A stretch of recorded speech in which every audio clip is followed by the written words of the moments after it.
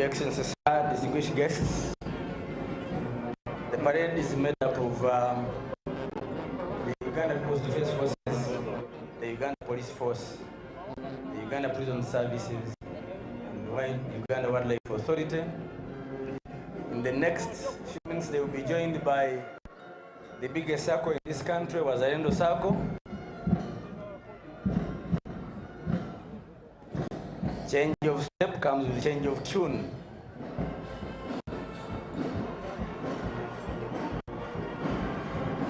Mwebale nnyo akalulu ako.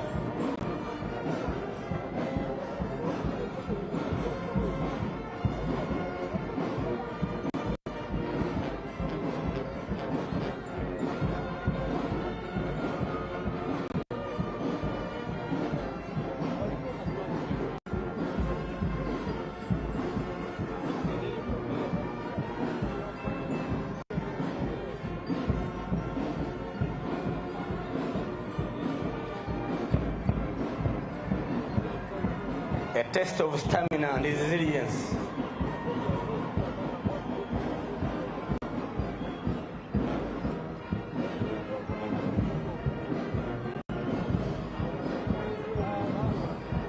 Years of building a national defense force that has not only defended the country and her people, but has exported peace in the near and in the lands near and far.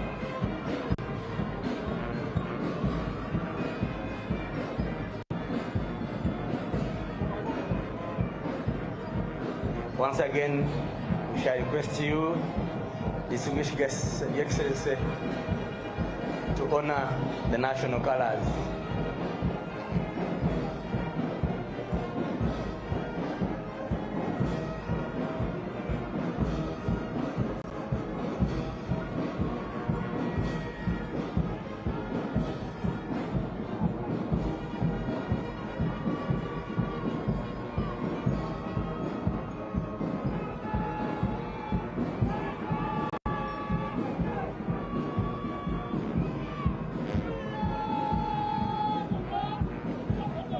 Thank you very much.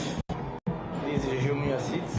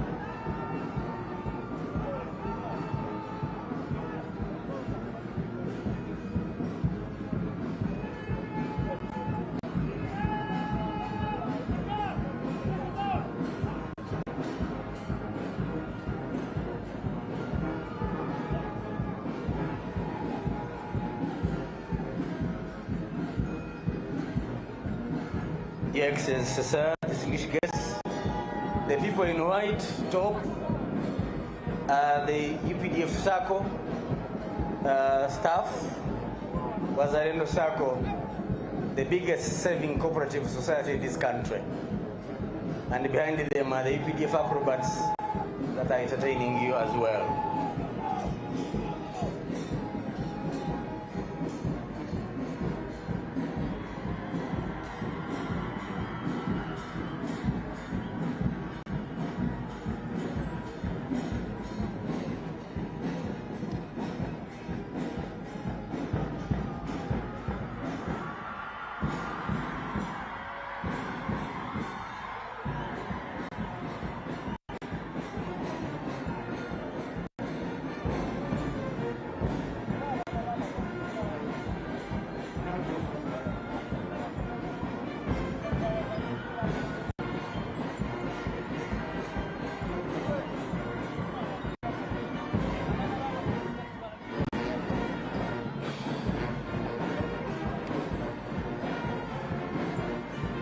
Thank you, UPDF acrobats. Asanteni sana.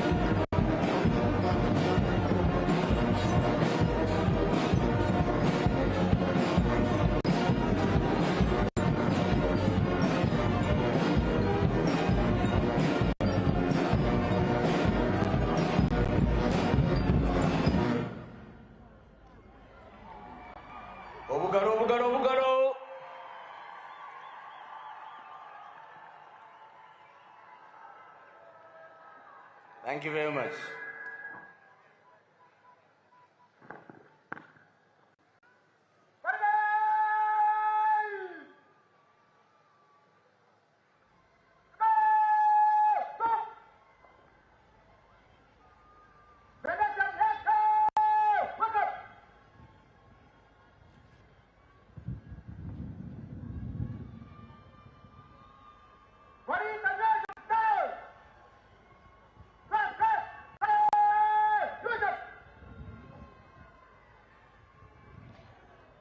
Your Excellency the President, distinguished guests, next to the program will be the parade marching in review order.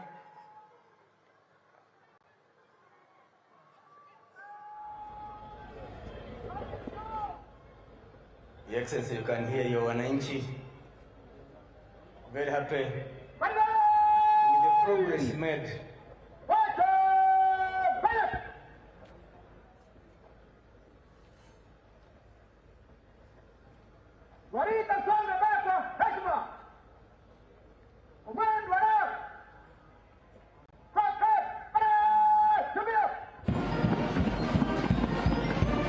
Skill and training.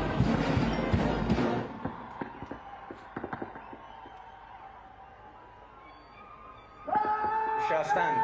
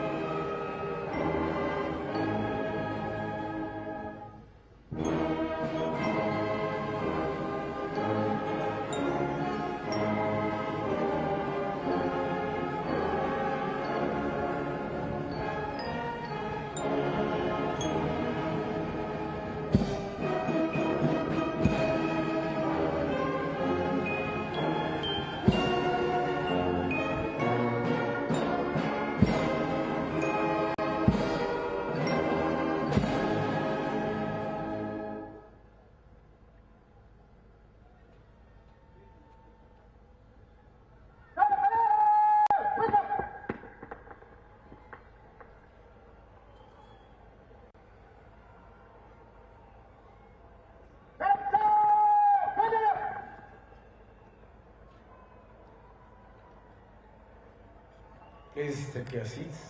What is the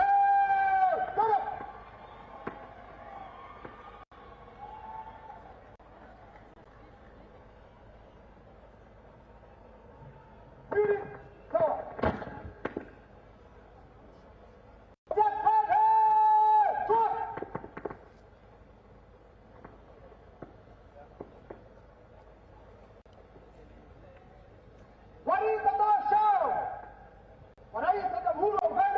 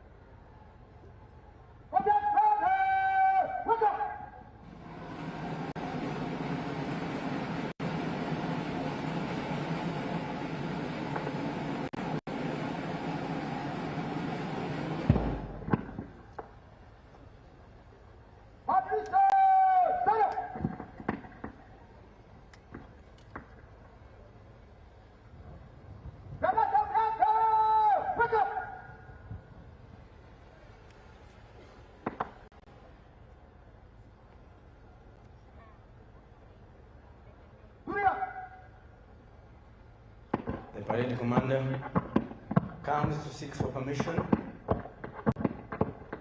to have the colors off the parade.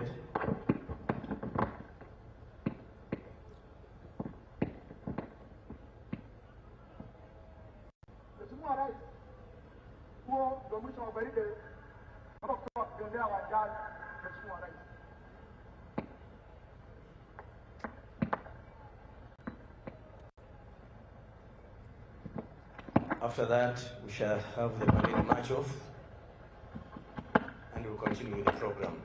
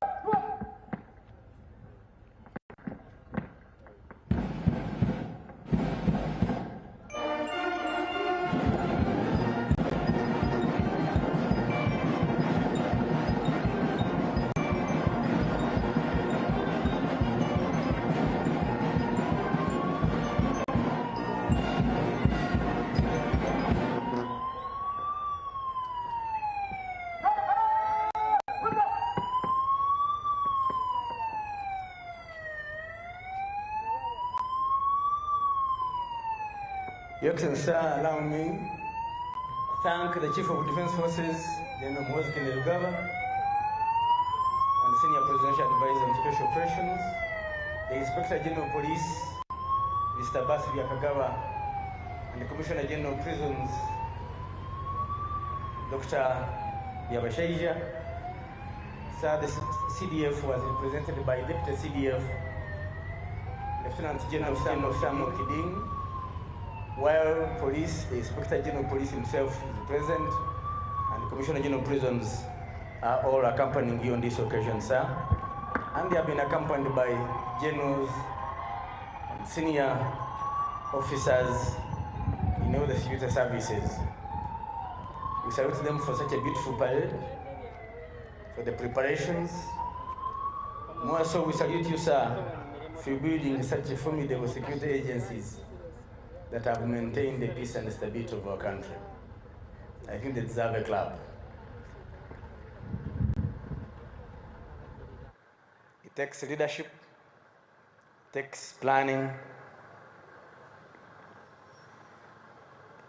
it takes foresight to achieve the vision you have had all along, Your Excellency. We salute you for the leaders who have had over the 40 years in these agencies, that each has put a brick to see these forces as they are seen today. I'm very sure the parade has been very smart.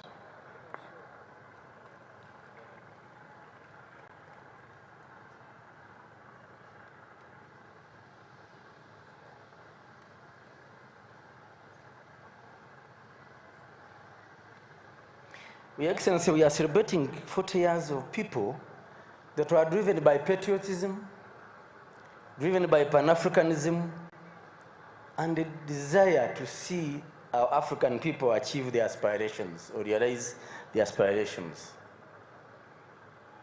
So the progress we have enjoyed, or we have witnessed, and we still continue to witness, is not by accident.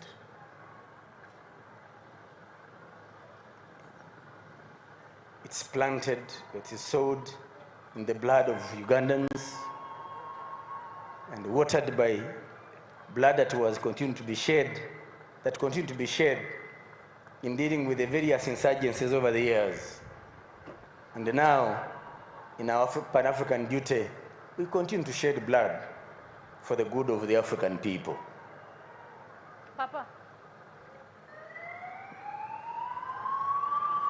Those who have clapped, thank you.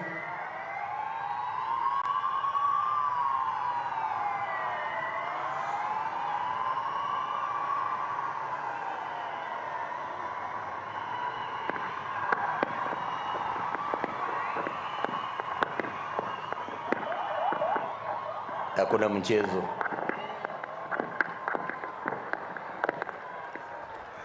Asanteni sana. Thank you so much.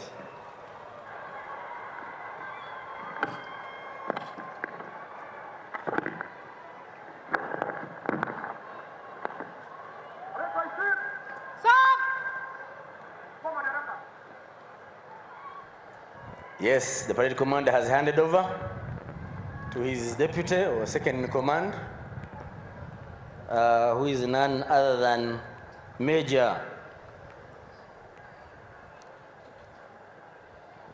Miriam Okello Apio. Your Excellency, sir, 40 years ago, Sir, parade commander, there were no female or ladies in military uniform. Sir, parade commander. Thanks to your leadership, we have generals, senior officers, and other combatants from the female folk that are serving this great nation. I own my colleague, Madam Alice, had mentioned about you having made a history to be the first president in Africa to appoint a vice president from our ladies.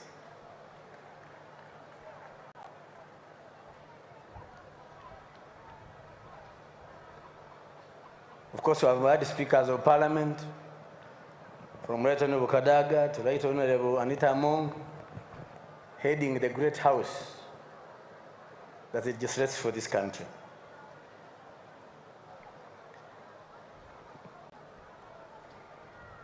Sir, we cannot fail to salute you.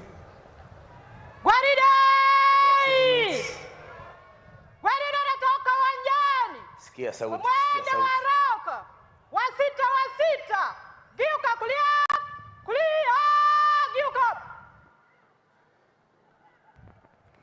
Yes. Those who thought ladies are weak, think again.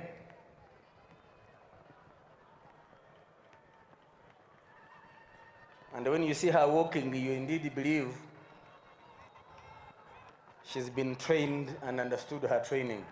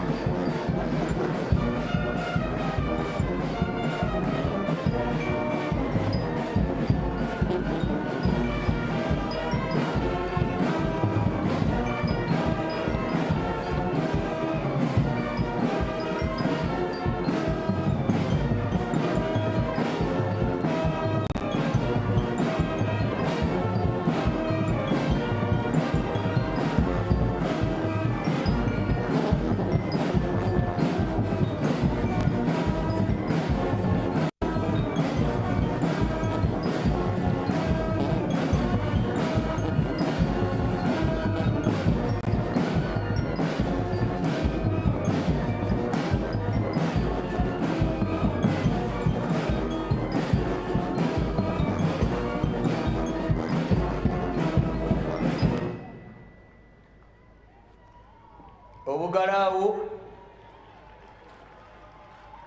nkikakasa obuyimba obwo bunyumye.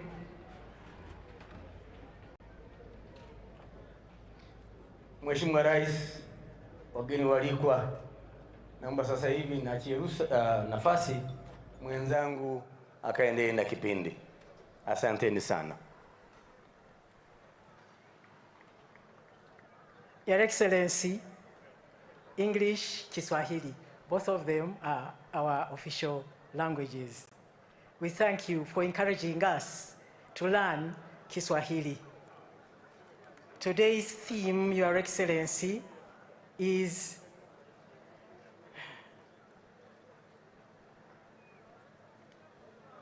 tribute to the patriots who ushered in a fundamental change. Kwa Kiswahili tunasema heshima kwa wazalendo walioleta mabadiliko ya msingi. Your Excellency, when you had just come, the inaugural speech, the opening statement was, no one should think that what is happening today is a mere change of guards. It is a fundamental change in the politics of our country. Your Excellency, as we celebrate 40 years of this NRA victory, we have seen this fundamental change. Nobody can dispute it. Those who try to dispute it are telling lies, and they are lying to themselves. Your Excellency, at this juncture, we would like to hand over to the Director of Ceremonies, Honorable Mili Babirie Babalanda, another Mugore, because she's also elected, she was elected to be Member of Parliament. Mama, congratulations. Your Excellency, we are many people in Kiswahili. Kwa hivyo, Your Excellency, kwa niaba ya wanafunzi wenzangu na walimu wetu wa lugha ya Kiswahili, tunakupongeza Mheshimiwa Rais Museveni kwa ushindi wa dhati kwa uchaguzi wa uraisi katika awamu mpya. Your Excellency, congratulations. We, the people who study Kiswahili, and our teachers, under the NRM Secretariat, we congratulate you on this landslide victory in the most recently concluded elections. And Your Excellency, it is under your leadership that constitutionalism and rule of law and democracy root. Your Excellency, people might not know that you are the first directly elected president in 1986, because the others were coming in as presidents in their own, but you were the first one. And you have maintained that discipline of keeping law and order. Your Excellency, we thank you and we congratulate you. Now, sir, please allow me to invite the Director of Ceremonies for today. Jina langu ni Alice Aboli Muwanguzi. What is Afande Kulaije? Afande Kulaije umeondoka?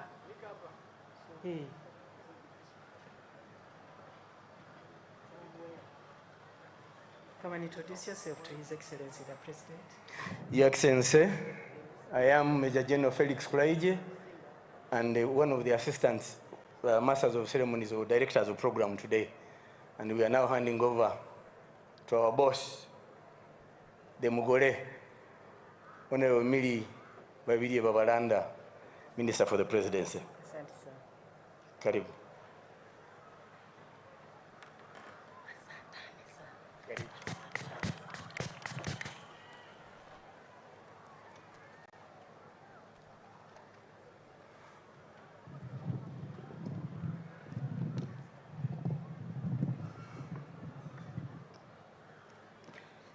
Your Excellency the President, and President-elect, Commander-in-Chief of the Uganda People's Defense Forces, National Chairman of the mighty 40th Nra,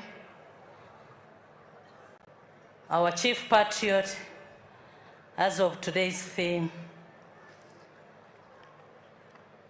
and freedom fighter, General Retired Mzee Yoweri Kaguta Museveni. Her Excellency, the Vice President of the Republic of Uganda, Major Retired Jessica Alupo Rose Pell, the Right Honorable Anita Mo, the Speaker of the Parliament of Uganda and Second National Vice Chairperson of the mighty party, His Lordship Dr. Flavian Nzeja, Chief Justice of the Republic of Uganda, Right Honorable Thomas Tayebwa, the Deputy Speaker of the Parliament of Uganda, Right Honorable Moses Chigongo, the Vice Chairperson of the mighty 40th Nra, Right Honorable Robina Nabanja, the Prime Minister and Leader of Government Business, Right Honorable Kia Isanga Nakadama, the Third Deputy Prime Minister,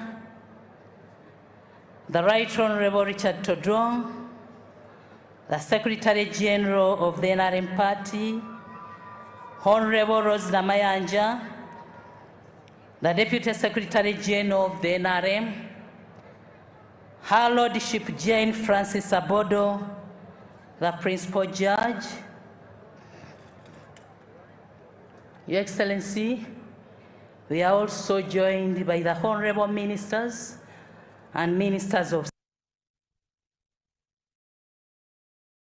the Minister for ICT, Honorable Major General Retired Jim West, the Minister for Security, for Karamoja Affairs, Honorable Jacob Oboth, the Minister of Defense Veterans Affairs, Honorable Monica Msenero, the Minister for Science, Technology and Innovation, Honorable Mr. Kavanda Hajat, the Minister for Kampala and Metropolitan Affairs, Honorable Muloli Mukasa, the Minister for Public Service, Honorable General David Muhozi, the Minister of State for Internal Affairs, Honorable General Mbadi Mbasu, the Minister of State for Trade, Honorable Balam Barugahara, the Minister of State for Youth and Children Affairs, Honorable Kirizesto Muyingo, the Minister of State for Higher Education, Honorable Fred Bwino Chakulaga, the Minister of State for Agriculture, Honorable Lieutenant Colonel Retired Bright Ramirama, the Minister of State for Animal Husbandry, Honorable Helen Adoa, the Minister of State for Fisheries, Honorable Kasolo Haruna Haji, the Minister of State for Microfinance, Honorable Henry Msasizi, the Minister of State for Finance in charge of general duties, Honorable Huda Oleru, the Minister of State for Defense, Honorable Persis Namuganza, the Minister of State for Housing and Urban Development, Honorable Dr. Samuel Mayanja, the Minister of State for Lands,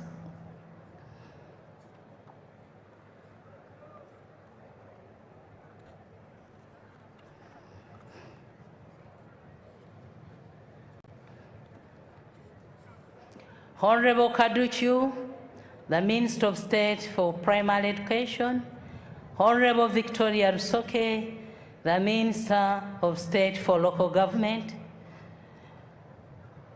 the Head of Public Service and Secretary to Cabinet, Madame Lucy Nachobe, Honorable Members of Parliament, Honorable Members of SEC,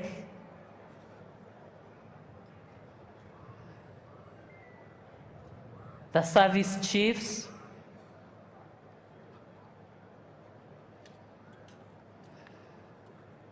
the religious leaders and cultural leaders, Your Excellency, allow me also to recognize the ambassadors and high commissioners accredited to Uganda. Can you please stand?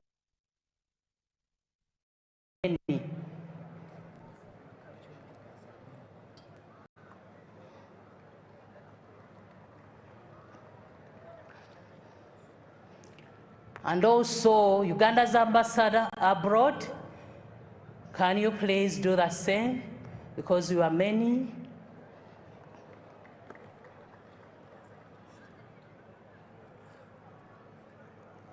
The religious leaders, can you rise and wave to His Excellency, as well as the cultural leaders. Cultural leaders, please.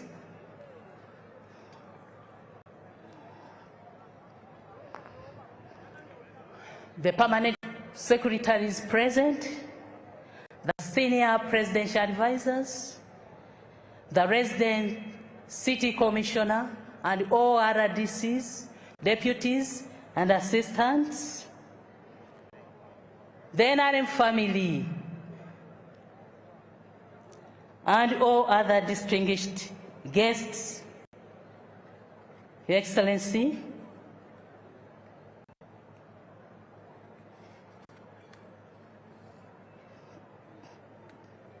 allow me in a special way to welcome the NRM family.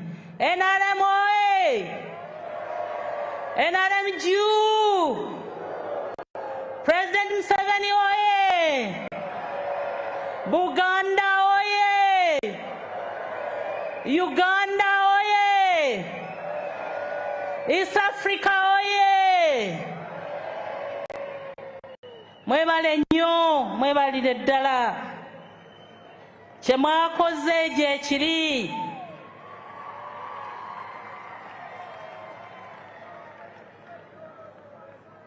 All our invited guests, ladies and gentlemen,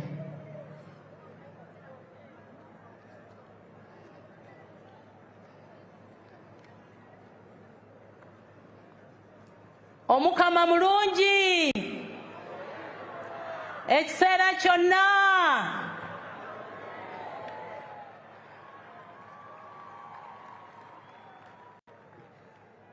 Your Excellency, it is with profound gratitude and honor that I welcome you to this momentous occasion.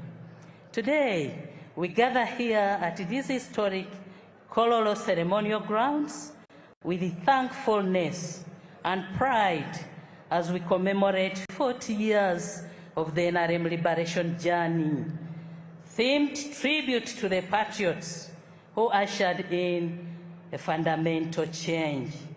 Today's commemoration is a reflection on 4 decades that have profoundly reshaped the destiny of our nation.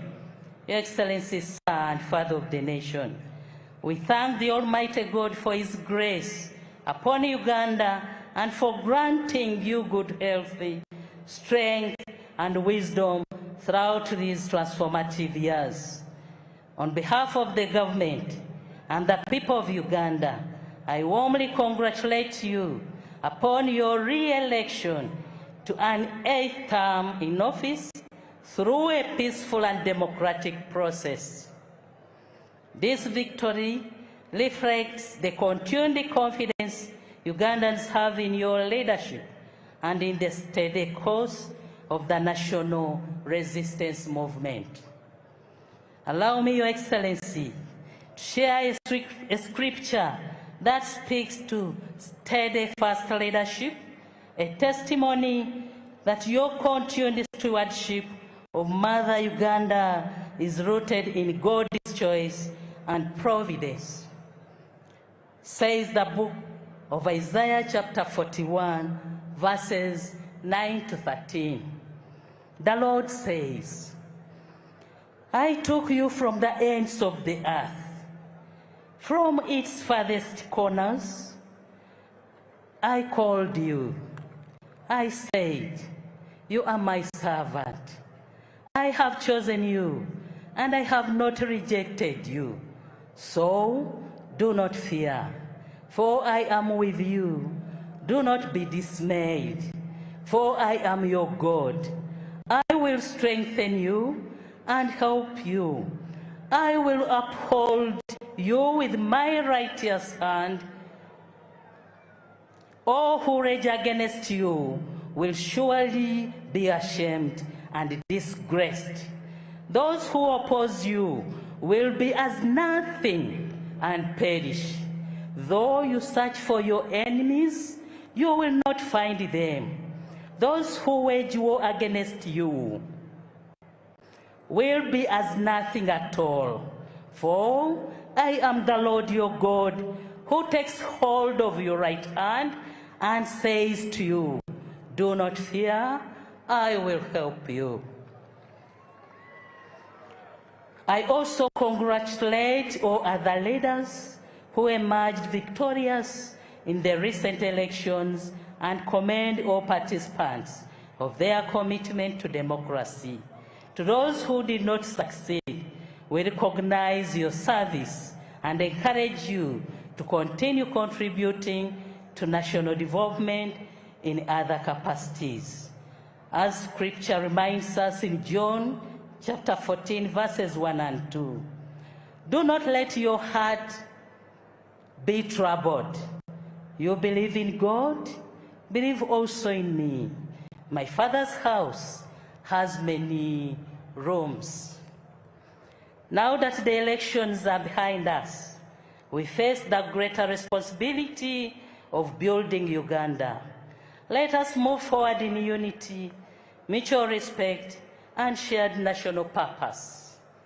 Ladies and gentlemen, as we reflect on the 40 years of NRM leadership, we take pride in the evidence of progress that affirms that the past 4 decades have not been in vain.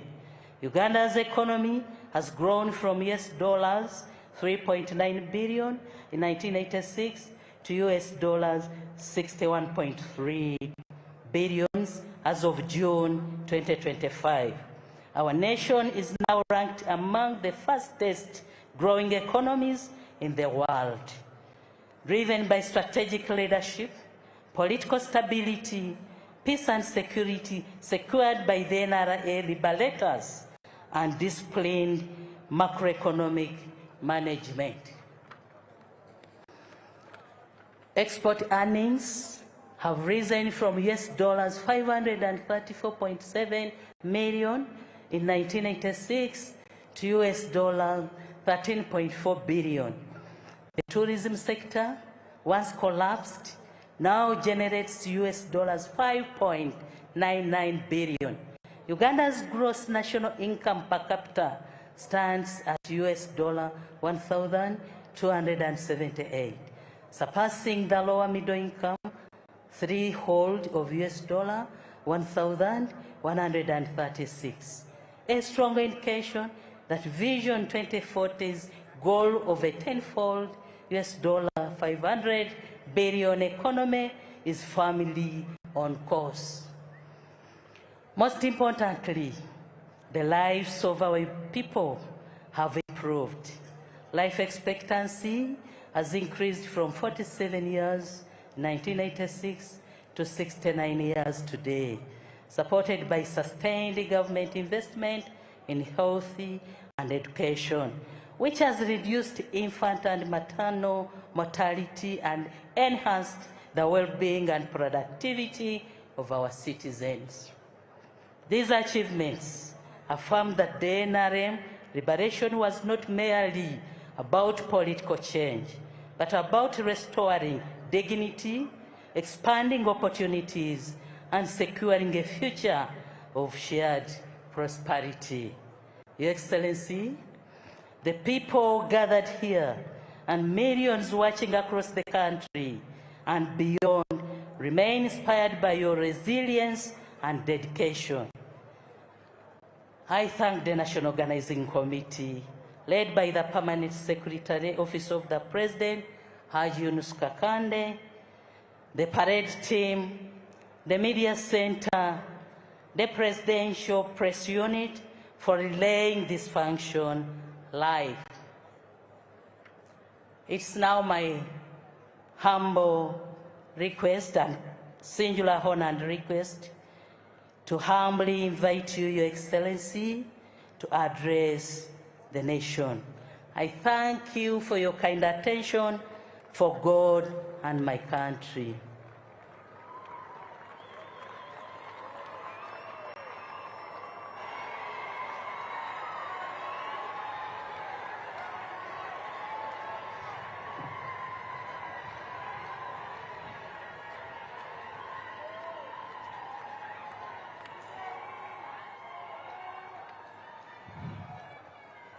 Abana Kampala muri mutya. Mujebale emirimu. Mukuluka olutabalo. Naye olutabalo tukyagenda mu maaso tukyalinayo okulonda okw'aba LCs.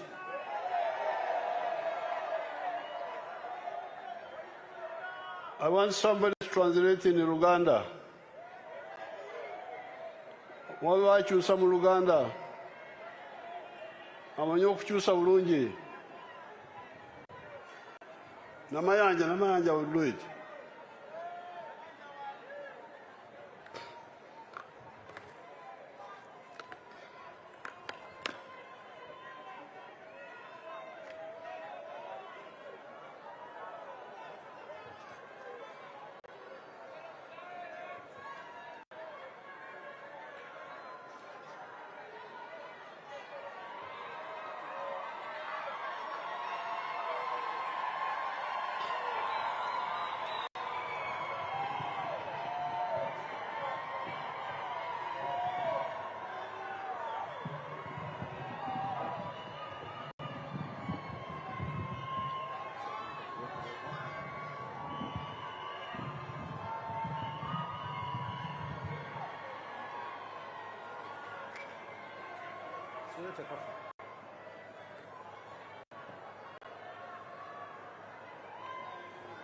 Her Excellency the Vice President,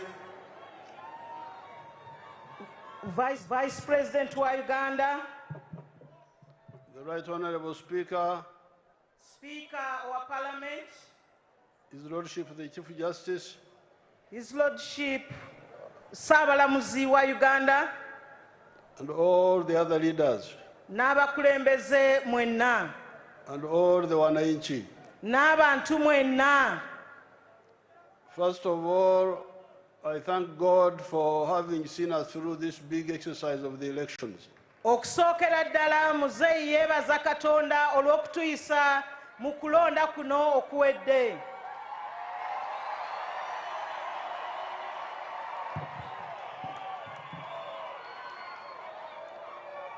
Secondly, I salute all the Ugandans for participating in the elections.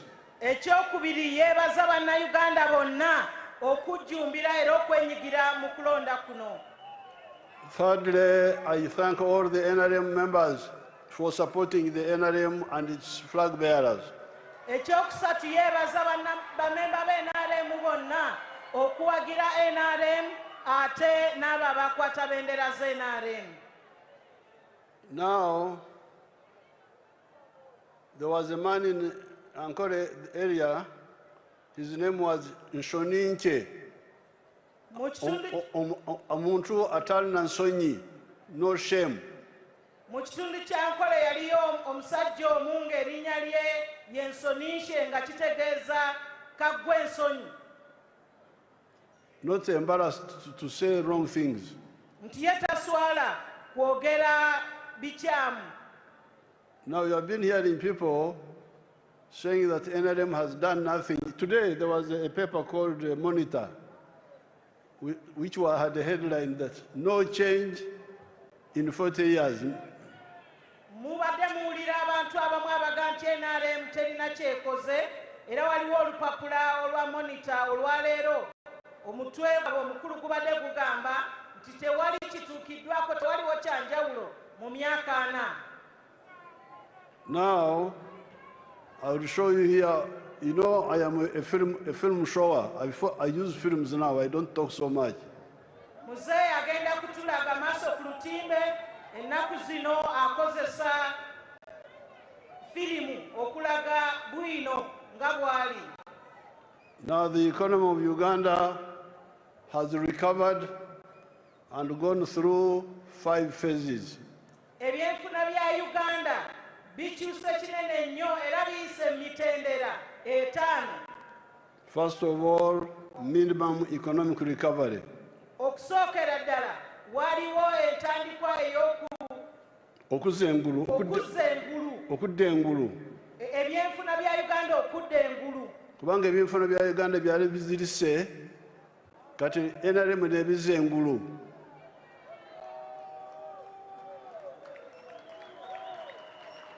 Ebyenfuna nga bwe muwulidde nti byali bizirise, NRM yatandika na kubizza ngulu. Then expansion of the small colonial economy which we had after it had recovered. Ekyaddako kwe kugaziya ebyenfuna nga bwe byali, abafuzi b'amatwale nga bwe babireka nga bitono ddala, ng'ebyenfuna wafunda naye NRM n'ebigaziya. Naye n'ako katono Amin yali akasaanyizaawo. Nti n'ebyo ebitono ddala abafuzi b'amatwale bye balekawo, Amin yali abisaanyizaawo. So we brought back that small economy and expanded it. N'olwekyo ebyo ebyenfuna ebitono ddala byakomezebwawo ate ne bigaziyizibwa. Then we diversified the economy. Ate ne twongeramu bingi mu economy, mu byenfuna byaffe ne twongeramu ebirala bingi ebipya. Then adding value to the raw materials. Ne tugatta omutindo ku bintu ebifulumizibwa. And now finally we are in the knowledge economy of automobiles and computers and so on. Kati tukola ebintu eby'ebbeeyi ddala nga amamotoka, kompyuta n'ebintu ebirala. These are the 5 phases of the recovery and expansion and transformation of the economy of Uganda. Egyo gy'emitendera 5 okuviira ddala kukuza engulu, okugaziya ate n'okuleeta ebipya n'okwongerera ddala amaanyi mu byenfuna by'eggwanga lyaffe. N'okuleeta ebyenfuna ebipya ebiyimiridde ku magezi g'omutwe. Ebyenfuna ebipya ebisinziira ku magezi ag'omutwe, obuyiiya. Now I can show you here on the screen samples of the 4 sectors. Kati wano muzeeyi agenda kutulaga ku lutimbe ebimu ku ebyo obubondo 4. Because the economy of Uganda we are lucky. We have got 4 sectors. Tuli ba mukisa nti tulina mu Uganda obubondo 4 obw'ebyenfuna. In other countries they don't have that opportunity. Mu nsi endala ebyo tebiriiyo. Here, let's look at commercial agriculture. Let's see what's happening with commercial agriculture. Kati wano katutunuulire ebyobulimi ebyensimbi. Let's start with sugarcane. We add tea, we add palm oil, we add bananas, coffee, whatever you have, you show us. Katutandike n'ebikajjo, amajaani, emmwanyi n'ebirala ebiriyo.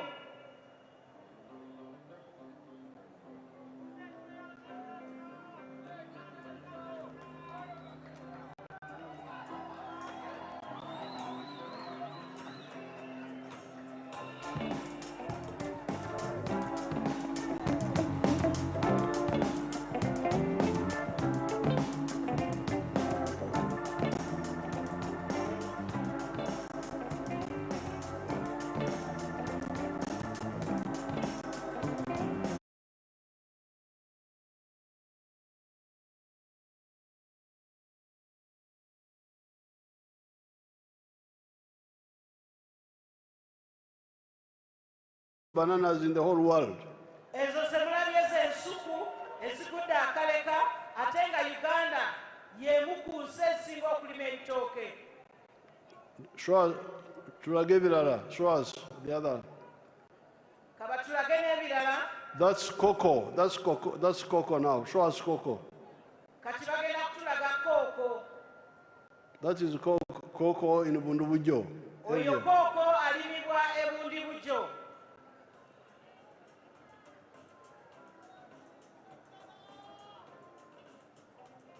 Show us the others. Yongera okutulaga ebirala.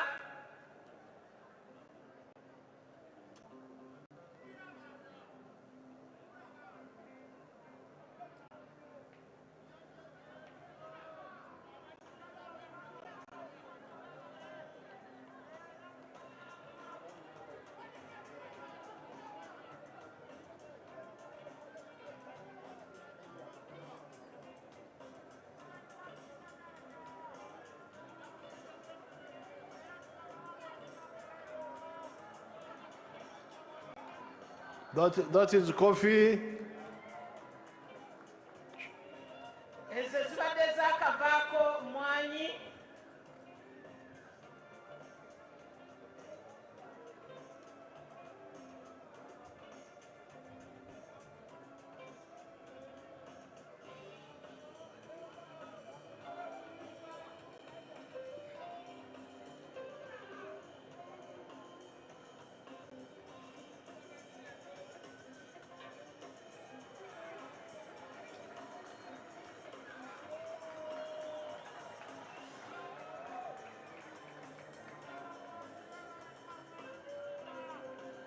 Show us palm oil. Tulage ku binazi.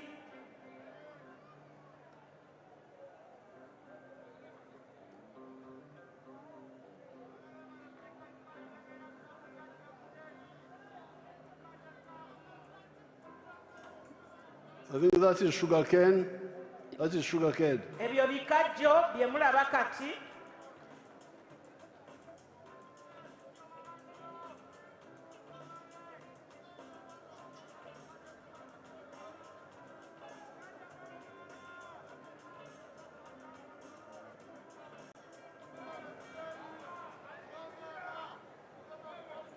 Okoye nganze sinakoa. That's tea now.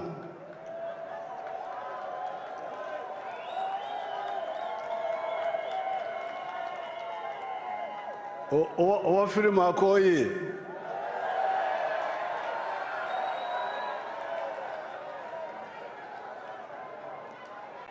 Please don't show me, show the products.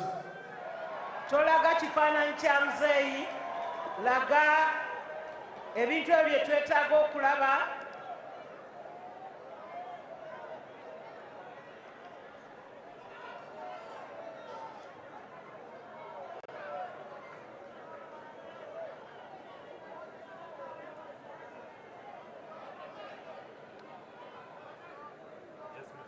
Toa jikoni. Toa jikoni.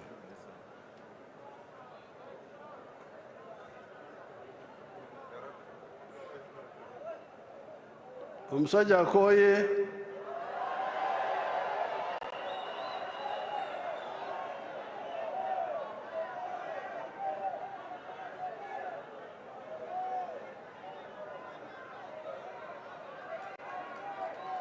Kata azukuse.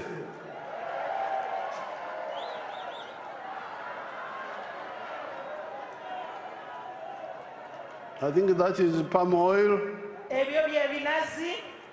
Okay. Atenti nga tutulaze ku nti munange.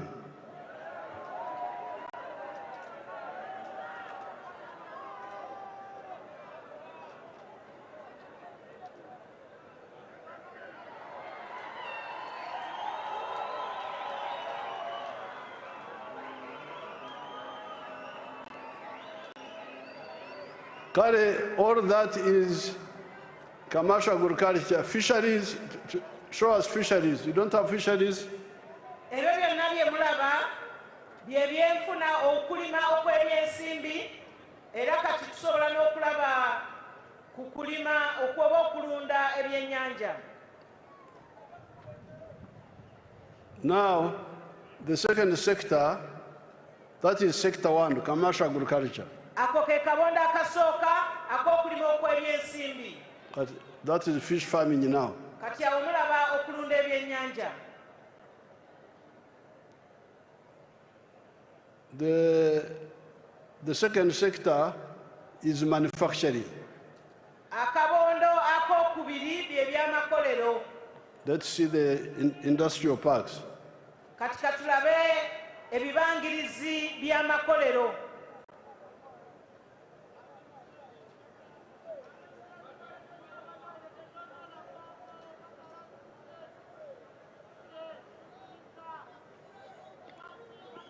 That is, I think, Mbale Industrial Park.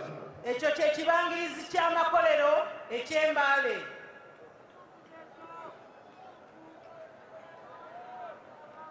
Show us more of the industrial parks. Tulage ku bibangirizi ebirala eby'amakolero. That is Namanve now. Kati oyo gwe mulaba ye Namanve. Show us more. Are you tired? Tulage ebibangirizi ebirala.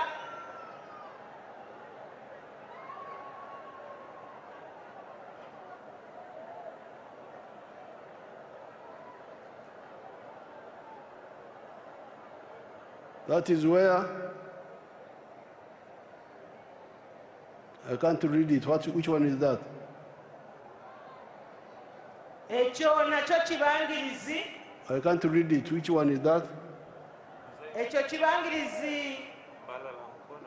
That's Mbalala Mukono. Mukono Ekyo area. kibangirizi eky'Embalala wane Mukono. Show us the others. There are industrial parks in all parts. Tulage ebibangirizi ebirala kubanga tulina bingi ebibangirizi by'amakolero mu bitundu ebyenjawulo. That's Kapeka. Ekyo ky'ekyekapeeka. So those are the industrial parks which have come up all in this time. Ebyo bye bibangirizi by'amakolero ebitondeddwawo mu bbanga lino byonna bize mu kiseera kya NRM.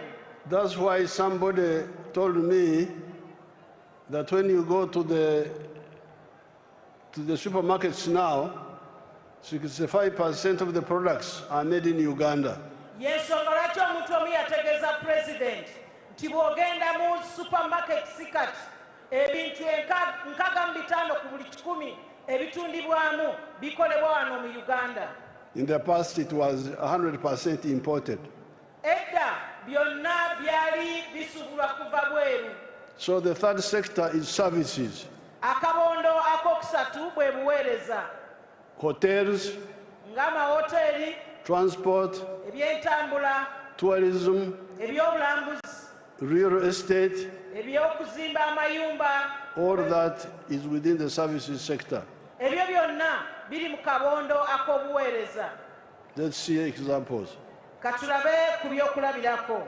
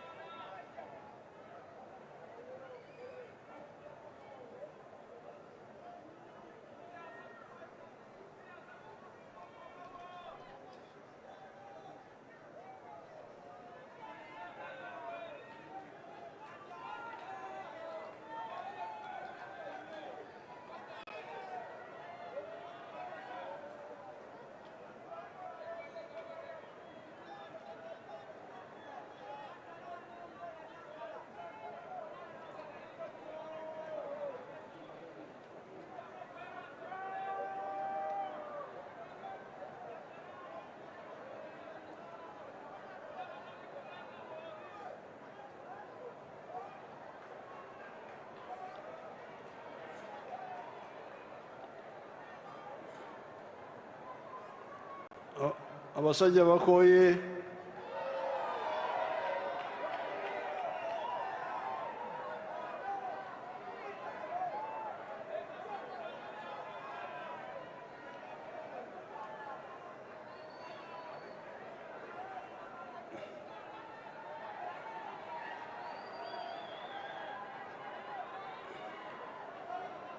Okay, that is tourism, ebyo bya bulambuzi one of the services. bwe bumu ku buweereza. Hotels, Tulina amawoteeri,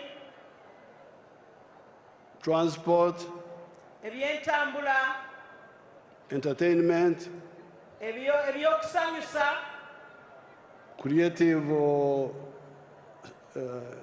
art, abayiiya mu bitusanyusa, and musicians and so on. abayimbi n'abalala abagwa mu kkowa eryo. All that is in the services sector. You can go in detail of each one. Ebyo byonna bye bituukiddwako mu kabondo ak'obuweereza. There's also real estate. I don't know whether they've got pictures of real estate, of the buildings around Kampala Entebbe area. Waliwo n'ebizimbe oba kye tuyita real estate, ebizimbe ebizimbiddwa mu Kampala wano, Entebbe ne Uganda yonna.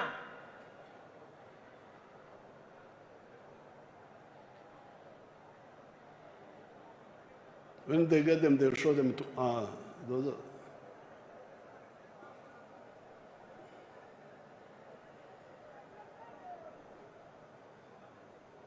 you remember some Idi Amin expelled our Asian citizens.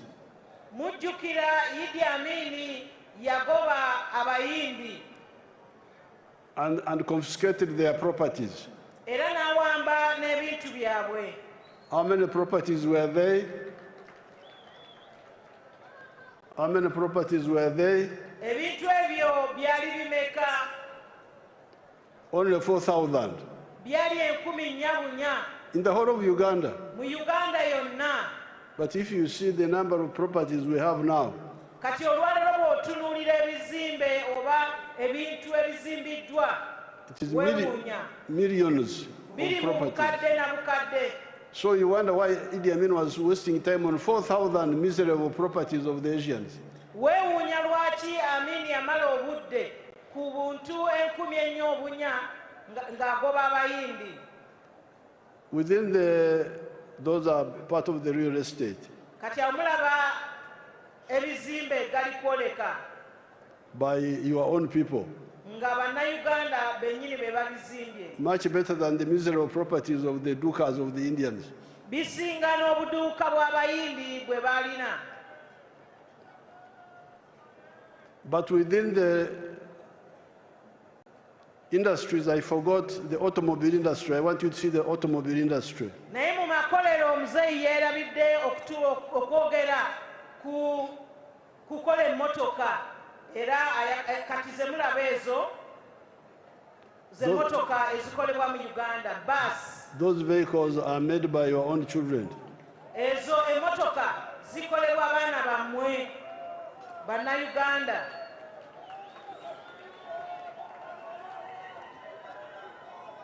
They are called Chira, Bazita Kiira, our name for the Nile. erinnya lyaffe ery'omugga gwa Kiira oba Nile, River Nile. Show us those vehicles. Let's see them more. Katwongere okwetegereza Show us emmotoka ezo. those vehicles, you sleepy man.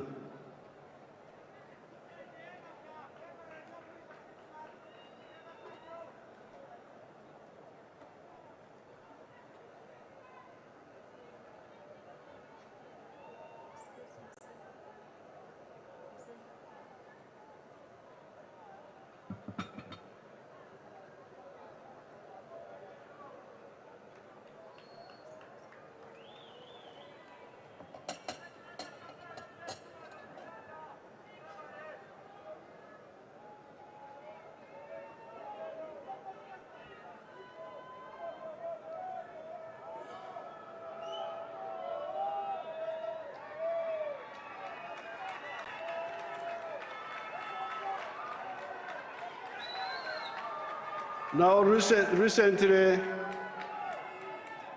our people drove those vehicles from here out to South Africa and back.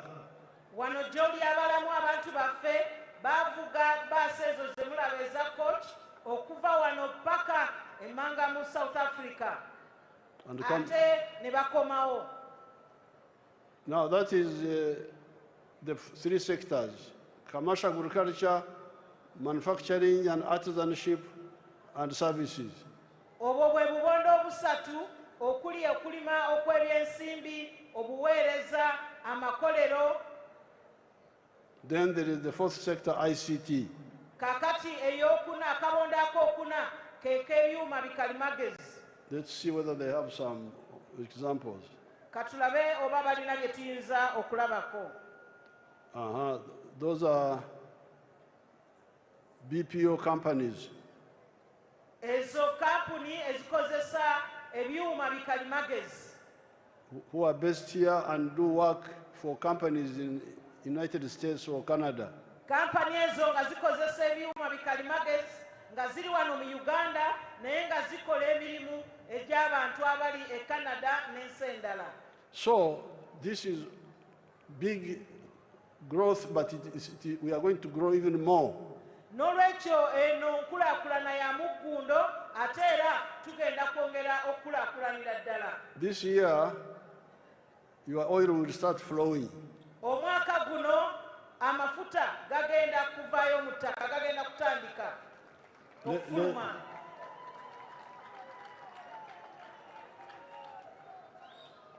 The people who don't care about Africa wanted to come and grab this oil for others.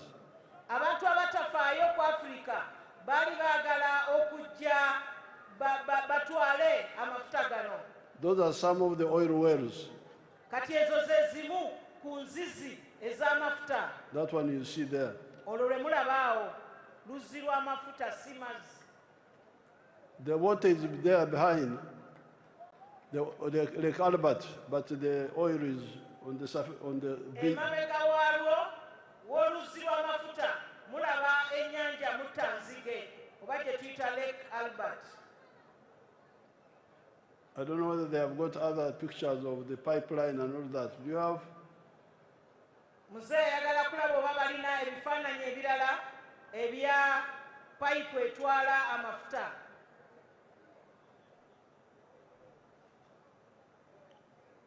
So, if they get them, they will bring them. Bwe banaabifuna bajja kuba babiteerako. Now, the economy is moving very fast. Ebyenfuna biri ku speedi ya yiriyiri. We are growing at 7% now. Bikula ku bitundu 7 ku kikumi we twogerera wano. With the oil, we are going to go into double digits. Bwe tunaafuna amafuta bwe ganaatandika ate awo tujja kuba tugenze mu nnyukuta 2 oba nga tusoba mu 10. But there are still groups of our population who are outside the money economy. Naye era waliwo bannayuganda abakyali ebweru w'ebyenfuna eby'essente. These are the ones who are in poverty. Bano be bakyali mu bwavu. From the colonial times, Okuva mu bufuzi bw'amatwale, we had a small group of our people in the money economy. twalina abantu batono nnyo abaali mu byenfuna eby'okukola ssente. At independence, the figure they gave me were 9% in the money economy. We twafunira obwetwaze baali ebitundu 9 ku 10. Now, when we came, after stabilizing the country, NRM bwe yajja nga bwe twamala okuleeta obutebenkevu mu ggwanga, and when we checked, we found that still a small number of the people were in the money economy. The majority were outside the money economy. bwe baakebera era ne basanga nga bannayuganda abali mu kukola ssente baali batono. That's why we started all these programs in Tandikwa, NADZ, all those programs. Yensonga lwaki baatandikawo programs ezo nga entandikwa NADS n'ebirala. where we would give either grants or soft loans to families to get into the money economy. we baweeranga abantu oluusi nga ssente za kwewola kibanja nkola oba okubawa obuwi babeeko bye bakola bayingire mu kukola ssente. But when I checked in 2013, only 32% of the people of the homes were in the money economy, 68% were outside the money economy. muzeeyi we yakebera mu 2013 n'akizuula nti abantu 33 ku 100 amaka 33 ku buli 100 ge gali mu kukola ssente. 32 32 ku buli 100 ge gali mu kukola ssente nga 68 ku 100 baali tebannaba kuyingira bakolera lubuto lwokka, nga bakolera lubuto lwokka, working only for the stomach. nga bakolerera kulya buli. That's when we involved the army, awo we twateeramu amagye. and the army went around distributing seedlings. amagye ne gatambula ne gabuna wonna nga gagaba ensigo. And when we checked, 61% were in the money economy. When we checked in 2019, 61% were in the money economy, but 39% were still outside the money economy. mu 2019 bwe baddamu okukebera ng'abantu amaka 60 ku 100 nga gayingidde mu kukola ssente naye nga 3 mu 9 ku 100 tebannaba kuyingira mu kkowe eri abo abakola ssente. And then the problem was, I started hearing you saying, begabira boka, begabira boka, begabira boka. muzeeyi awo n'atandika okuwulira nga mugamba nti abo abaliwo beegabira bokka. So that's why I said, now let's change. Let's give you the money and you solve your problems. muzeeyi awo kwe kusalawo n'agamba nti kabaweereze ssente mwe mwegonjoolere ebizibu mwe kennyini. But recently, when I was campaigning, some of the people have used the PDM well. muzeeyi bw'abadde mu kampeyini akizudde ng'abantu abamu bakozesezza PDM bulungi ddala. But there are other areas where there's still a problem. naye wakyaliwo ebitundu ebimu nga wakyalimuko obumulumulu. The PDM money in some areas has been grabbed by 3 people. mu bitundu ebimu abantu ba mirundi 3 abezzizza ssente za PDM. There is somebody they call focal person. nti waliwo oyo omuntu ayitibwa entabiro ya PDM. Then the Muruka chief. ne wabaawo ow'omuluka. And then they appoint a puppet chairman. ate ne wabaawo ne chairman abalondeddwa. Gwe beerondera, ababiri gwe beerondera. ababiri bali oyo ali akola ng'entabiro ya PDM n'ow'omuluka ne balonda chairman oba ssentebe. That is not how the PDM is supposed to be. eyo si enkola ya PDM bweteekeddwa okubeera. PDM needs to be from a general meeting of the whole parish. PDM etegeeza yeetaagisa nga wabaddewo olukiiko olw'abantu mu muluka ogwo, abantu bonna, Abakulu abagala kwetaba mu bya okugoba obwavu. abantu mu kitundu ekyo oba mu muluka ogwo nga baagala okuva mu bwavu ne beetaba mu lukiiko olwa bonna. Anybody above 18 years, omuntu yenna kasitaaba ng'asussa emyaka 18 if he wants, he should be a member. bw'aba ayagala ateekeddwa okubeera memba. And their general meeting should be the one to elect a committee olukiiko lwa bonna abo olwo lwe luvunaanyizibwa okulonda akakiiko which will select who comes first and who comes next. akakiiko ako ke kasalawo ani asooka okufuna PDM era ani addako. And I hear that in Nabanja's areas, Majors told me that in Nabanja's area, they use a karuru, lottery. You pick the one who gets first. Muzeeyi awulira nti mu kitundu kya Prime Minister Right Honorable Nabanja bo bakozesa kalulu bakwata bupapula asooka okwata akapapula kakwata ke kaliko ennamba yaddirwa n'afuna. So it must be, we are going to amend those rules of the PDM.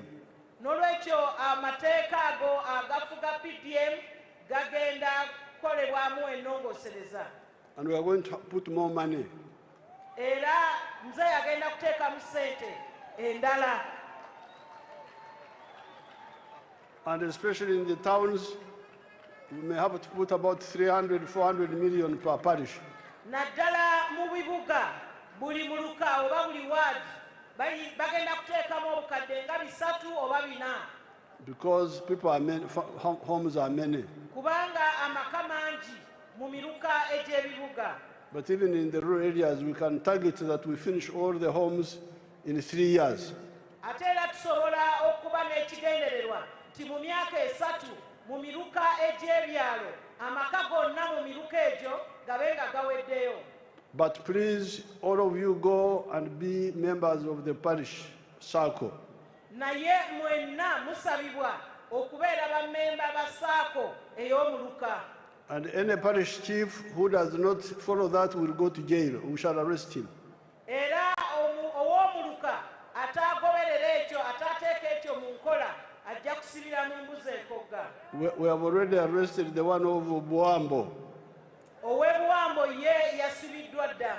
Because I got the information when we were campaigning. Kubanga muzeeyi yategeezebwa bwe yali ali mu campaign. And I sent people to check and it was true. N'asindika abantu okunoonyereza era ne kizuulibwa nga kituufu n'olwekyo n'akwatibwa era ali mabega wa mitayimbwa. Even in Maracha, Era ne mu disitulikiti eyo ey'e Maracha I got information there from the public. era muzeeyi yategeezebwa okuva mu bantu aba bulijjo. Even Iganga, when I was there the other day, Neyiganga bw'etyo bwe yali ennaku eziyise. all those, the ones who were Kwegabiraboka, who are only giving themselves, that's a mistake. They should stop. Those committees should be dissolved and new ones created properly. Abo ababadde beegabira bokka bakikomye bunnambiro era obukiiko obwo bujjululwe baddemu bakikole nga bayita olukiiko olwa bonna abantu bammemba beerondere akakiiko. Now, those ones don't have to be sent to jail.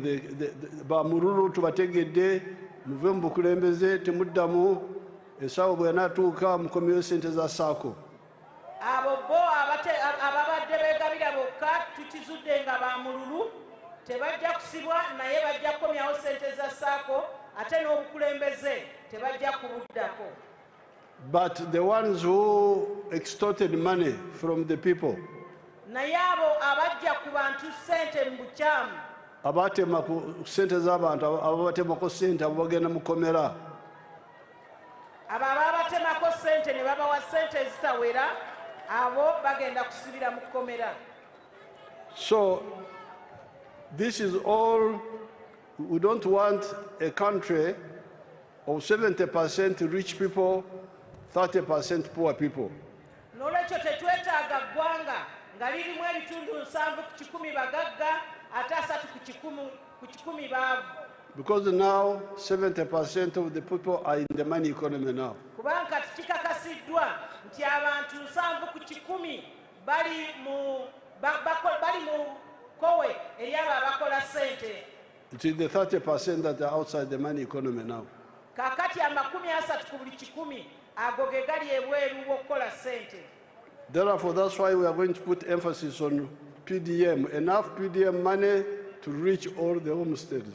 N'olwekyo tugenda kuteeka essira ku PDM, tufune PDM ng'amala abune mu maka gonna. So PDM plus all the other funds, the ghetto funds, border funds. N'olwekyo PDM n'ensimbi ziri eza bodaboda n'eza ghetto. The cultural leaders, we shall create a fund for them. abakulembeze ab'ennono nabo tujja bafunira ensako yaabwe. The religious leaders in their dioceses, abakulembeze b'eddiini mu bulabirizi obw'enjawulo the Muslim districts, ne districts ez'abayisiraamu, the university graduates who have not got jobs for 2 years, abaana abatikkiddwa ne bamala emyaka 2 nga tebannaba kufuna mirimu. the political leaders, we shall add another amount for them, 15 million per parish. For the, ate n'abakulembeze abalonde nabo wagenda gattibwako obukadde 15 ku buli muluka ng'ezo zaabo abakulembeze abalonde. so what we want is everybody to be involved in wealth creation. Twagala buli muntu abeere nga yeenyigira mu kutondawo obugagga. This will be emphasis number 1. Eryo ly'essira erisookera ddala lye tugenda okuteekako. Then if we have enough money, we deal with free education. Bwe tuba nga tukyalinawo ssente tugende ku kusoma okw'obwereere. Now we also want to check on the health. Kati twagala n'okwekenneenya ku by'obulamu. The immunization has done very well, Okugema kukoze bulungi nnyo. but the curative has got some issues. Naye okuwonya kukyalimuko ebyetaaga okulongoosa. Then the issue of the roads, rural roads. Kati tudde ku nguudo naddala enguudo ez'omu byalo. We don't want any unrepaired roads, Tetwetaaga nguudo zitaddaabiriziddwa whether tarmac or maram. oba lwa koolaasi oba nga lwa ttaka. The jobs come from wealth. Emirimu egyo giva mu bugagga. When you create wealth, then wealth creates jobs. Nti bw'otondawo obugagga, obugagga butondawo emirimu. Then the issue of justice. Kati tugende ku by'obulamuzi. We don't want corruption in the courts. Tetwetaaga bukenuzi mu kitongole ekiramuzi. The new Chief Justice is very, very active in that. Saabalamuzi omupya omujja mujjumbize nnyo ku ekyo. And he did what I've been telling them to do for a long time. Era yakola ky'abadde ayagala akole bulijjo. What I've been telling them, Yakola bulijjo ky'abagamba bakole. to ask the public, ani ali enguzi, who is corrupt? Nga abuuza abantu aba bulijjo nti ani oyo ali enguzi. Because they know, the public will tell you. Kubanga mmwe abantu aba bulijjo mukimanyi ate era musobola okukyogera. So that is the best way to know who is corrupt. Eyo y'engeri yokka gye tuyinza okumanya ani mukenuzi. Now, on the other issue is the markets. Ensonga endala y'ey'obutale. That's why we emphasize East African integration. Y'ensonga lwaki twagala East Africa ey'awamu. When we produce all these products, where shall we sell them? Nti ebintu bino byonna bwe tubikola tunaabitunda wa? The internal market is not enough.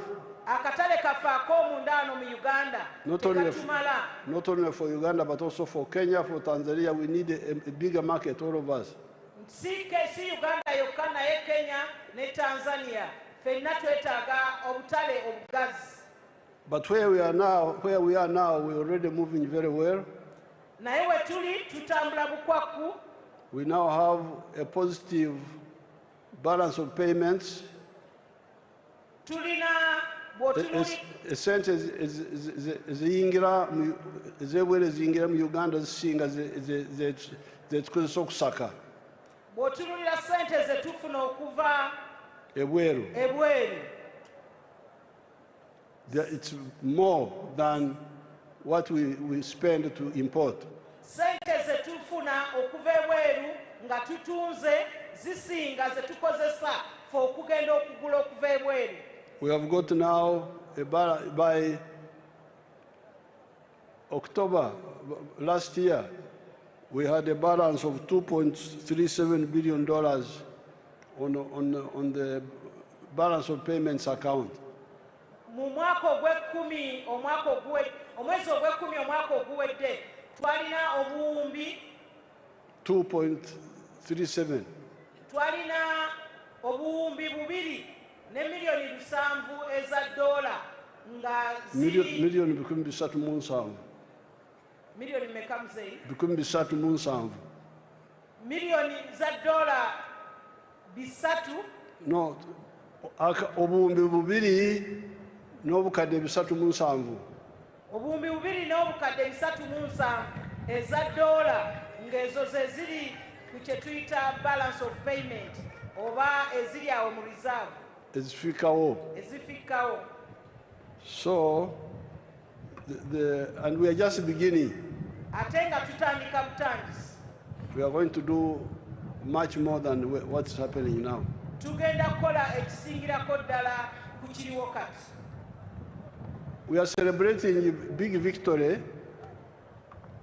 in politics, tujaguza obuwanguzi obw'amaanyi mu byobufuzi.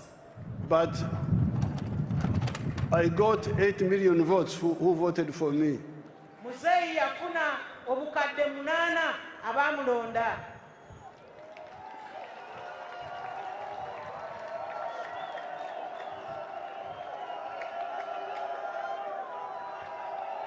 But 10 million of my supporters did not turn up. naye ng'ate obukadde 10 tebwajja kulonda. Our supporters obukadde 10 obw'abawagizi baffe by NRM. aba NRM tebajja kulonda. Because in May, on the 6th of May, kubanga nga 6 ogwokutaano Last omwaka year. oguwedde when we registered our members, bwe twawandiisa bamemba baffe we had 21 million members. twalina bamembers obukadde 21. 18 million of them were old enough to vote. nga obukadde 18 ku abo baali bali mu myaka egironda. But when we checked the register, naye bwe twakebera register oba yero buuku zaffe when we checked the register of the government, bwe twakebera register ya gavumenti by that time only 8 million of our people had registered. kyali kiraga nti abantu obukadde 18 Munana. Only 8 million obukadde 8 bwokka bwe bwali bwewandiisizza in the register of the National Electoral Commission. mu register ey'akakiiko k'ebyokulonda. So we struggled, and apparently our people registered 14 million of our 18 million supporters. ne tukola nnyo okulaba nti abantu baffe owaakiri obukadde 14 ku 18 baali balonzi. They were able to be registered in time.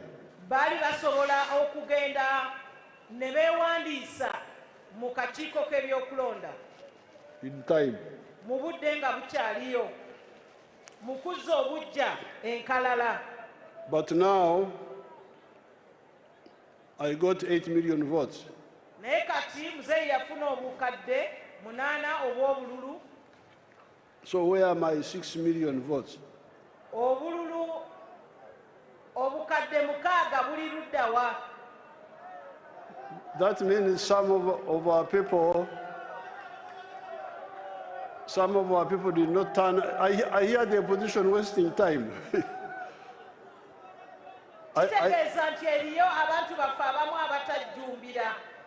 I hear the opposition wasting time, talking nonsense. You really, if you don't know Uganda, you can waste your time.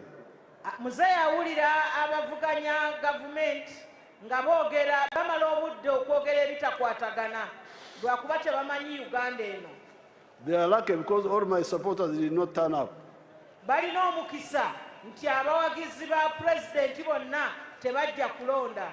Only a few came. abamu ku bo be bajja. Only 8 million. bukadde 8 bwokka. If they had turned up, there would be no opposition in Uganda. nti senga bonna bajja ne balonda opposition oba okuvuganya twalibadde tufuma bifume kati. But why did they not come? naye lwaki tebajja? I think there are two. We are going to study it, but I think there are 2 reasons. tugenda kyekenneenya naye nga tulowooza ensonga ziri 2. I think, my suspicion, tulowooza tuteebereza ensonga ziri bbiri. number one, the opposition threatening violence and try. Ensonga esooka abavuganya gavumenti nga batiisatiisa abantu baffe. And then the police, this police, doing nothing about it. Ekyokubiri, ne poliisi eno neetabaawo kyekola. People misbehaving and nobody does anything about them. Abantu nga bamenya amateeka ne watabaawo kikolebwa. Some people have been attacked. Abantu abamu balumbiddwa. Why should you attack anybody because of the elections? Nga lwaki olumba omuntu oba okumwaŋŋanga olw'okulonda? What right do you have to even use harsh words? Ye obuyinza obujjawa okukozesa ebigambo ebikambwe. Yemwe abasubyeko akasajja. You have no right to say that. Tolina buyinza na ddembe kugamba nti mwe mutusibyeko akasajja. Tolina lukusa olwo. Ani awulidde enjogera eyo nti yemwe abatusibyeko akasajja?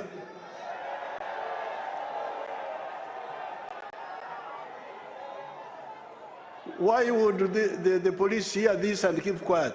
Poliisi eyinza etya okuwulira kino n'esirika? So that is the reason number one why I think some people did not turn up.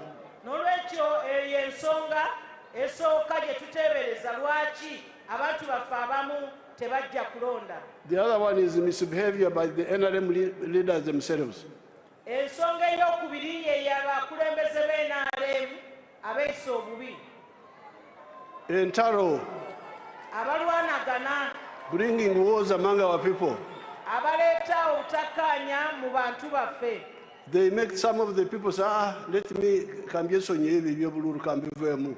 Kireetera abantu okwekyawa ne bagamba nti ebyobululuka babiveeko. That is the second group. Eyo ye gurupu ey'okubiri. So these two groups must watch them. N'olwekyo gurupu zino zombi tulina okuzisaako eriiso ejjogi. The opposition who use terrorist approach. Aba opposition oba abavuganya gavumenti abakozesa olulimi olw'ekitujju oba enkola ey'ekitujju. Then our own people who are indisciplined and selfish. N'abantu baffe abeeyagaliza bokka abatagoberera mpisa za kibiina.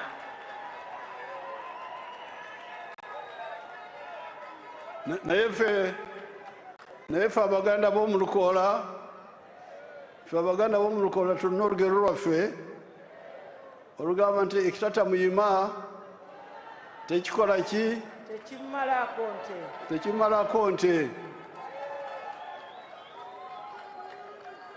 Kasa NRM ekyalina amaanyi tugenda kutereeza abantu abo bombi ababiri abo. NRM oye! NRM oye! Katonda ababeere. Naye enguzi erina okukoma. Mwebale nnyo, mwebalire ddala.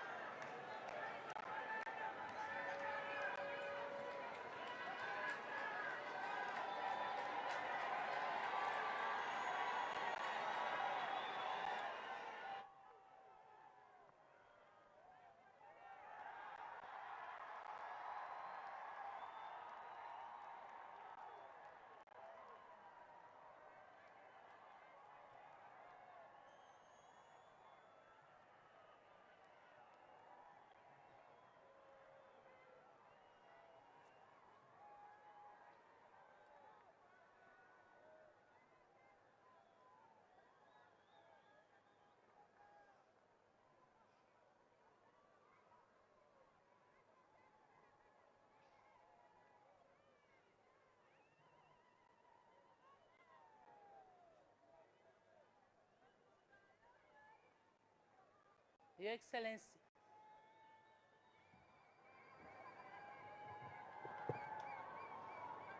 Your Excellency, the President and President-elect, I thank you for your presentation to the nation at 40 years of NRA Victory Day. Your Excellency, 4 decades of steadfast stewardship shows that this renewed democratic mandate is not merely an electoral victory, but a powerful national endorsement of a leader whose clarity of purpose has guided Uganda from collapse to stability and from survival to sustained growth. 40 years ago, you promised to usher in a fundamental change.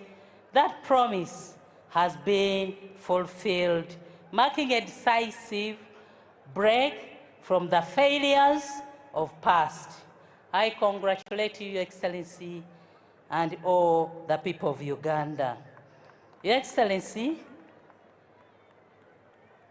and with your permission, you will allow 4 entertainment groups to entertain you and your guests after the medals. And these groups are, number 1, Sauti Africa, number 2, UPDF Culture Troupe, and number 3, 40th Nra.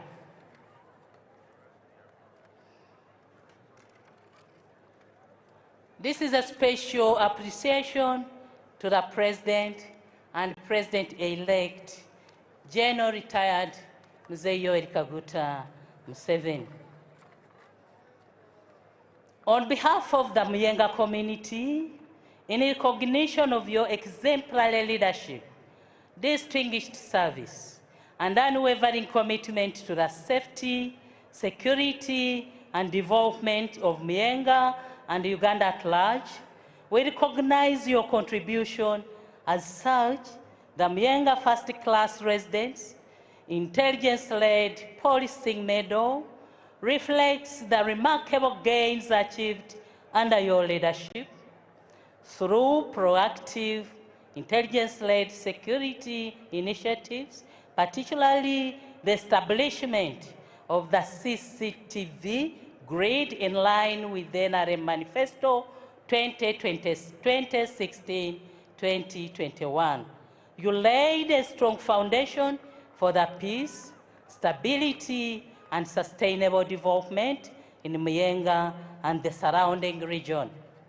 As a result of these efforts, Muyenga has transformed into a safer community, fostering business growth, hospitality development, and increased investment, while enhancing the quality of life of its residents.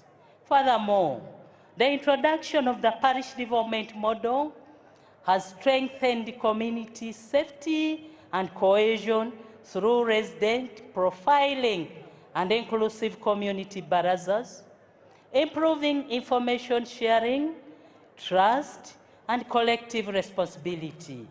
In recognition of these outstanding contributions, the residents of Muyenga anonymously resolved to honor your leadership by awarding you this medal, the first of its kind, as a symbol of deep appreciation and respect. Your Excellency and President-elect, may this honor inspire your continued dedication to peace, progress, and prosperity for Uganda. With sincere gratitude, congratulations on your outstanding service and 2026 presidential electoral victory. I therefore invite the following residents of Muyenga to come and present the award to you, Your Excellency, the President and President-elect, for your outstanding service. Mr. Yassin, may you please move forward. Mr. John Intwatwa, Mr. Taban Idro, Mr. Beyen Mesfuni, Mr. Andrew Tibayelila.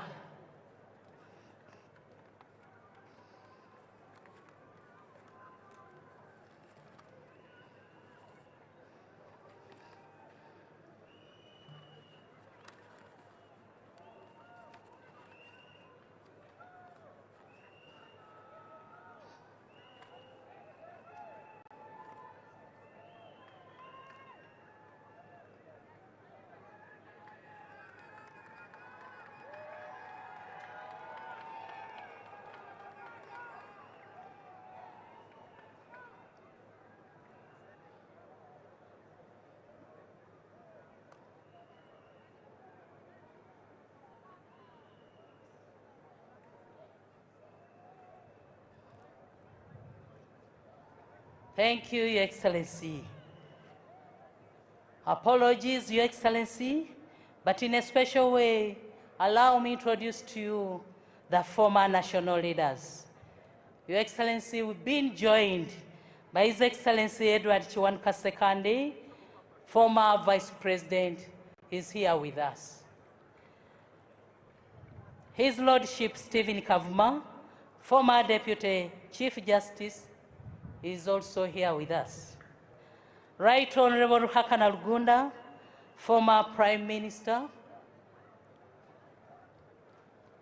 Right Honorable Amama Mbabazi, former Prime Minister.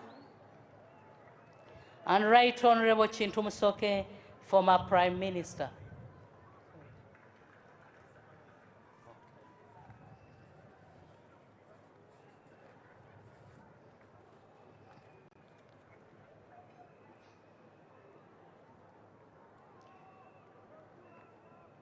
Your Excellency,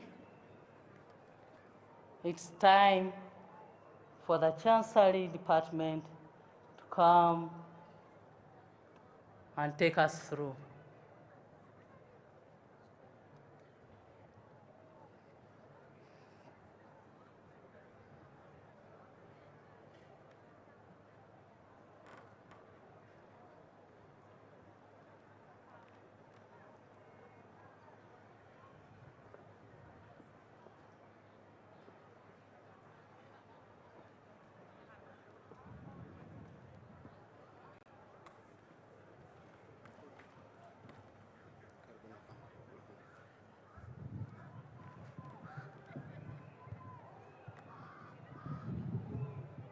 Put it up.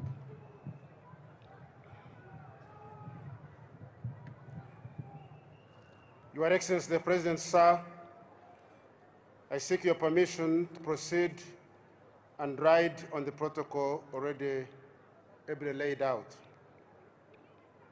I am Brigadier General Richard Kanemire, the Master of Ceremonies of the Chancellery. On this occasion, when we celebrate the 40th anniversary of our liberation, His Excellency the President and the Fountain of Honor has, in exercise of the powers conferred upon the President by Section 18 of the National Awards Act, granted awards to the following persons.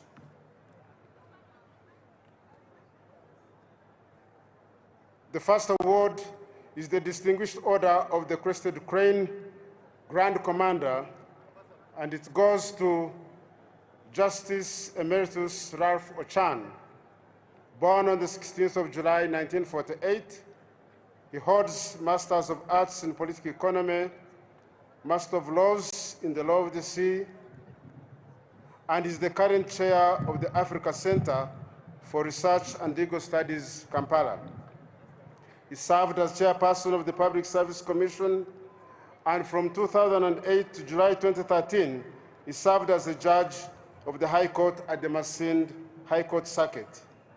From 2005 to 2008, he served as Secretary to the Judiciary. From 2002 to 2005, he also served as Permanent Secretary in the Ministry of Gender, Labor, and Social Development. From 1985, he served as Undersecretary in the Ministry of Foreign Affairs, and also later served as a Foreign Service Officer Grade 5 and was posted to Ottawa. He has served on many boards and has also published and reviewed several works. Justice Emeritus Rafo Chan is therefore recognized for his dedication and distinguished service over the years and unwavering contribution to the economic social transformation of Uganda. The Distinguished Order of the Crested Crane Grand Officer is bestowed on Mr. Barot Hashad Maganbai, born on 3rd January 1959 in India. In 2006, driven by his understanding of Uganda's development needs, he responded to the demands for eco-friendly, affordable, and accessible infrastructure for the public and private sector, particularly for small and medium enterprises. His vision focused on decongesting urban centers by developing rural areas, providing SMEs with affordable housing and commercial spaces. Over the years, he has become a household name and leading figure in real estate. He stands as a symbol of transformation, turning challenges into opportunities, into thriving realities. Next is Mr. Ikokoro Okware, also granted the distinguished honor of the Crested Crane member. Mr. Okokware was elected LC1 chairperson for Nyarakot zone, and in the same year joined the first intake of LDUs. In 1996, he was elected RSC2 Defense Secretary for Apokor Parish, serving until the creation of Mera Sub-County. Ms. Teddy Nalu is awarded the National Independence Diamond Jubilee Medal. She serves as the National Coordinator of Unbound Uganda, a reputable non-governmental organization operating across 8 districts. She has led the establishment of 10 functional cooperatives, uniting more than 12,000 households. Mr. Wamnono Nathan is a civilian war veteran who operated in the Ngoma zone during the liberation struggle, undertaking various assignments in support of the war effort. Between 1981 and 1985, he provided essential support to the NRA fighters stationed in Ngoma by supplying food. He was arrested alongside several colleagues and not survived execution. Mr. Dr. Onesimus Odora Ojur from Kitgum, his services spanned 34 years, during which he worked in various capacities across different districts. Through his lobbying efforts, Lions Aid Norway funded the construction of a modern outpatient eye clinic, including a fully equipped theater now serving the greater region. Dr. Stephen Watiti of Umbare from 2004-2013 worked at Medme, Uganda, an HIV treatment center of excellence before retiring into consultancy and writing. Beyond HIV advocacy, he promotes universal health coverage, including prevention screening for non-communicable diseases and palliative care. Dr. Mugambe Paul Francis, he began his medical career at Mbare Regional Referral Hospital and was later transferred to Mitiana General Hospital, where he served until his retirement in 1998. While serving in Mbare, he provided significant covert support to NRA fighters through a support group led by Senior Nursing Officer Sister Robina Kasada. The Narubare Medal is awarded to Ms. Violet Kechtanda. During the Fronasa period, she played a key role in facilitating the safe passage of soldiers, including late Lieutenant Colonel Akanga Byarhanga, as they crossed into Tanzania. She also provided food and medical supplies to bush war fighters throughout the struggle. The next is Mzee Bukokosi James. Mzee James Bukokosi was recruited by late Joseph Mtwari and Karambuzi in 1972 and began operating in Shikagati, Ruyanga village, Isinjiro district at the Uganda-Tanzania border.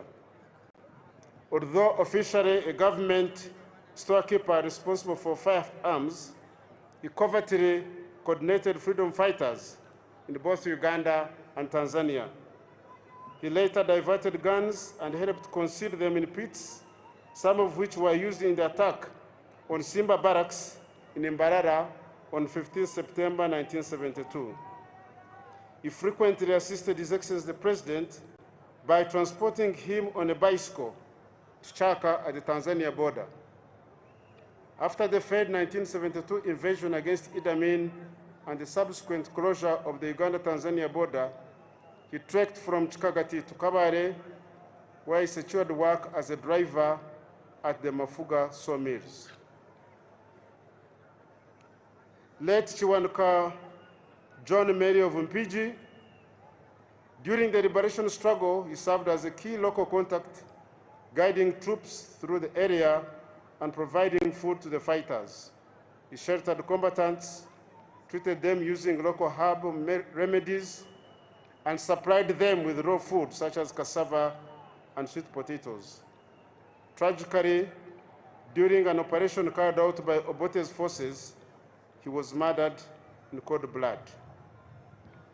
Kiza Evelyn Tinkamarirwe of Kakumiro, she worked as a health worker in Chivari Dispensary. In 1981, she was arrested by UPC leaders, accusing her of supporting rebels detained at Karuguju police post. The Royal Triangle Medal is also posthumously awarded to Ms. Mbabazi Marcheyan of Chankwanzi. She played a key role in mobilizing and encouraging fellow women, particularly the young ones, to remain firm and brave during the hardship of the war. Ms. Mbabazi Nora of Mbende is also awarded the Royal Triangle. She was one of the pioneers of the Uganda Patriotic Movement in 1980 at the age of 16 in Mubende district.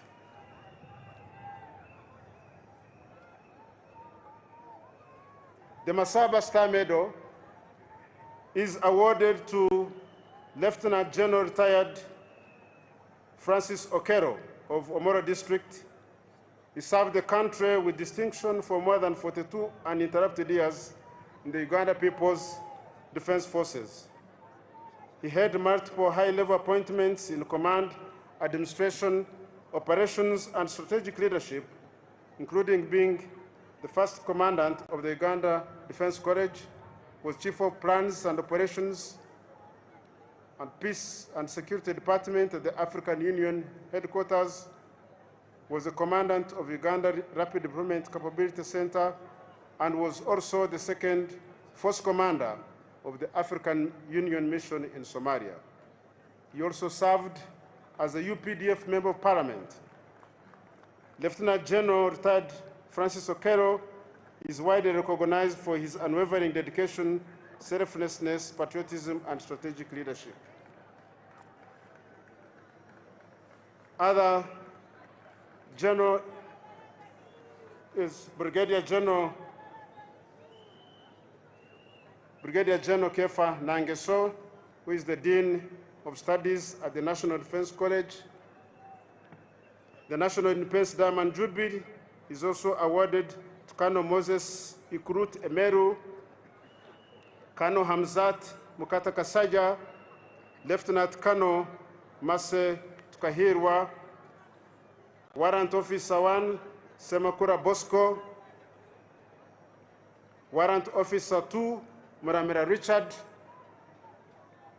Staff Sergeant Engor Girgori, who is recognized for conducting successful operations against the ADF and the Al-Shabaab terrorists in Somalia. The Uganda Police Force wishes to honor also Mr. Haj Bogere Abu, Mr. Kwaja Charles, DIP Chakwira Betty, Mr. Moses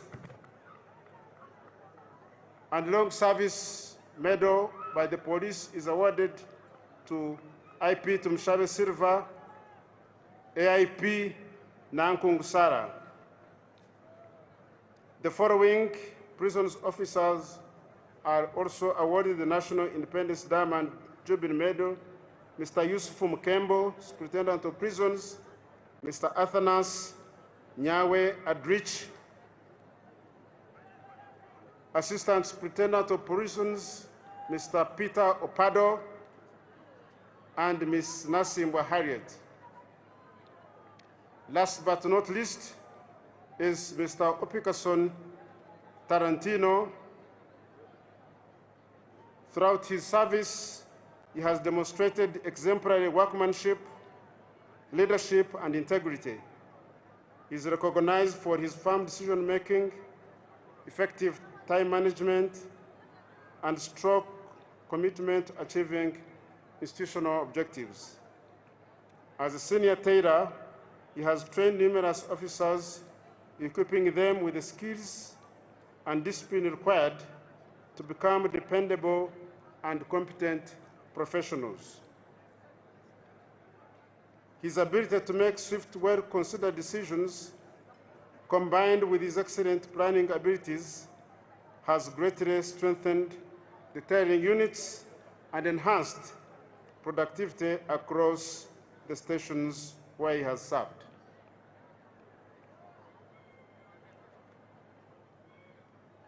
Detailed citations of those that have not been read will be made available to media and will be fully published. So we've done this in order to serve on the time. We extend our deep congratulations to all the awardees and urge them to wear these medals of honor on such national occasions.